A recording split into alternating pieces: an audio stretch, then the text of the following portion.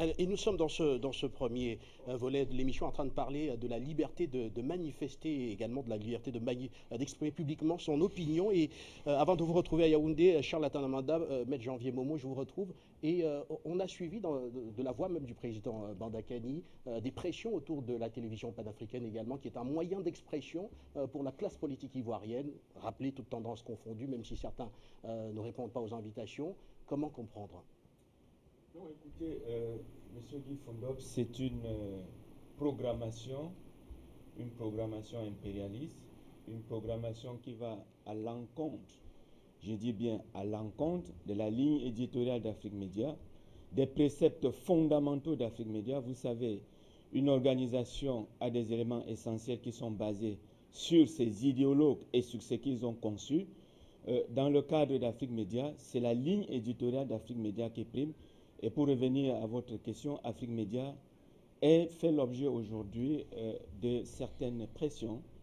C'est normal, pression pourquoi? Parce que très souvent, nous mettons les pieds dans le plat où beaucoup ont démissionné. Nous allons là où beaucoup ont eu peur d'affronter, pourtant pour le bien-être de l'Afrique, pour une Afrique appartenant véritablement aux Africains.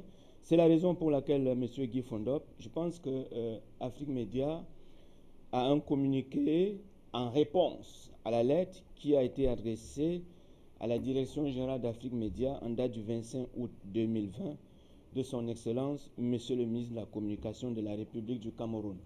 D'ici à Malabo, nous avons conçu cette réponse à cette lettre et je pense que je peux donner la primeur en toute quiétude parce que nous avons un devoir du contradictoire, c'est-à-dire de mettre à la place publique tout ce que nous faisons. Nos débats sont suffisamment clairs. Nos débats sont basés sur le respect de la déontologie communicationnelle. Et, M. Guy Fondop, je m'en vais vous lire ce communiqué. À son Excellence, M. René Emmanuel Sali, ministre de la Communication du Cameroun. Objet, suite réservée, votre lettre du 25 août 2020. Excellence, M. le ministre, qu'il nous plaise de donner suite à votre lettre sus-référencée ayant en objet interpellation de la chaîne de télévision panafricaine pour production et diffusion des émissions faisant montre d'immixtion dans le débat politique en Côte d'Ivoire.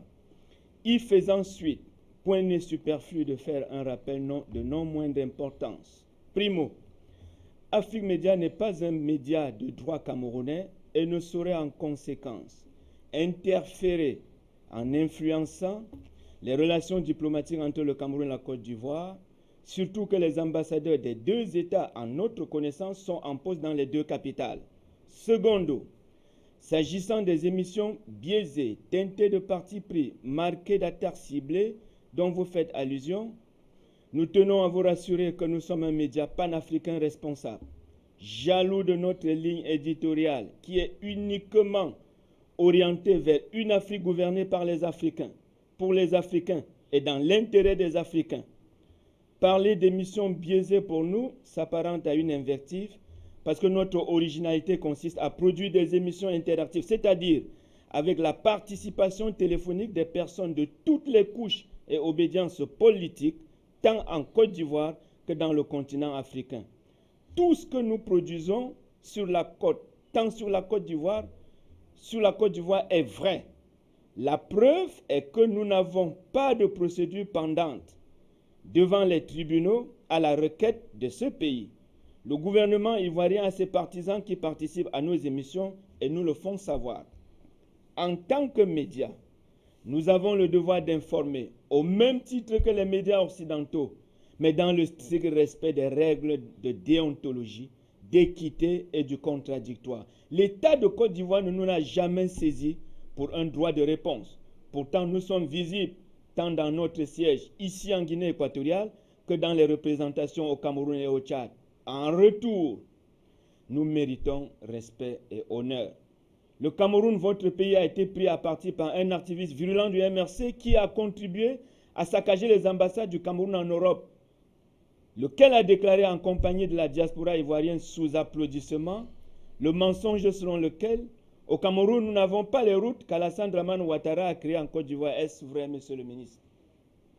Nous sommes dans le combat contre l'impérialisme sauvage et ses suppôts locaux. En tant que médias, il n'est pas loisible pour nous de proscrire la Côte d'Ivoire de nos productions télévisuelles. Ce serait abandonner un combat digne. Les autorités politiques ivoiriennes sont traquées actuellement par la Drug Enforcement Administration DEA américaine pour trafic de drogue. Est-ce Afrique Média? Se sont-elles plaintes contre les auteurs et le média auteur de ces enquêtes aux États-Unis et au Canada où se trouve Vice Media? Excellence, votre sens élevé de responsabilité nous a toujours réjouis dans toutes les situations. Aussi, recevez, Monsieur le ministre de la Communication, porte-parole du gouvernement camerounais, nos sincères salutations distinguées, la Direction générale d'Afrique Média, Malabo. Je pense que Monsieur Guy Fondop, nous n'avons jamais, de près ou de loin, encouragé la violence en Côte d'Ivoire, d'où qu'elle vient, c'est-à-dire que ce soit du côté de l'opposition ou du côté du gouvernement. La ligne éditoriale d'Afrique Média est suffisamment claire. Notre rôle, premièrement, c'est de promouvoir la paix en Afrique, la paix par la dénonciation de ce qui est susceptible d'entraver cette paix. Ce que nous faisons, c'est de mettre sur la table un certain nombre de vérités et, dans des émissions interactives, appeler toutes les parties à répondre de ce que nous entendons comme vérité, comme principe fondamental mettant sur une table. Votre thème, M. Guy Fondop, est un principe. Il appartient maintenant aux intervenants, c'est-à-dire aux panélistes, aux appelants, de nous dire de quel côté se trouve la vérité. C'est ça, Afrique Média. Nous n'avons, je dis bien et je le répète, de près ou de loin, contribué ou même prôné la violence en Côte d'Ivoire. Au contraire, M. Bandakani, il me souvient, à un moment donné, certains Ivoiriens s'étaient engagés et avaient appelé à la violence. C'est nous qui les avons recadrés, parce que nous sommes suffisamment conscients.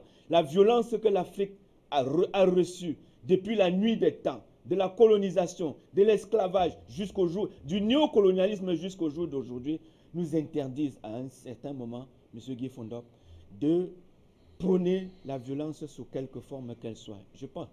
Je pense que Afrique Média, dans cette logique, réveille l'espoir aux Africains en remettant sur la table, M. Guy Fondop, les principes fondamentaux du panafricanisme révolutionnaire. Ce panafricanisme voudrait une Afrique pour les Africains, une Afrique d'où les Africains agissent dans l'intérêt des Africains et une Afrique où les yeux sont désirs pour voir suffisamment clair. Merci.